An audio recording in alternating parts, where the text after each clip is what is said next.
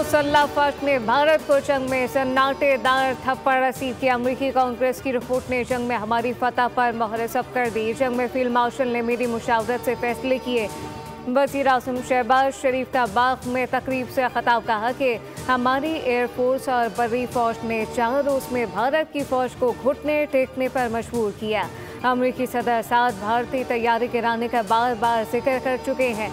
जो ममालिक पहले से आज हमारे लिए गर्मजोशी का मुजाहरा करते हैं, माशी मैदान में दिन रात मेहनत कर रहे हैं। एक दिन आएगा जब हमारी कर्जों से जान छूट जाएगी। दानिशगाहों ने बंद रास्ते खोल दिए।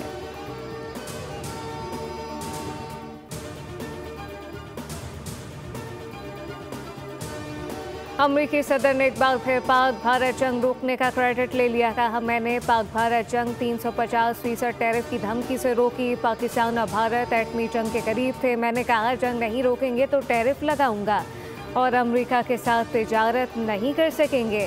सऊदी अमेरिकन बिजनेस फोरम में खिताब करते हुए ट्रंप ने कहा कि पाकिस्तान के वज़ीर आज़म शहबाज शरीफ ने कॉल करके शुक्रिया अदा किया। कहा, आपको पता नहीं, आपने लाखों जिंदगियां बचा ली।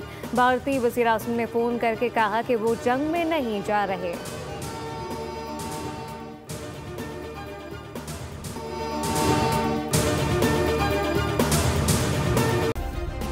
सब्सक्राइब करें और बेल दबाएं ताकि कोई खबर रह न जाए।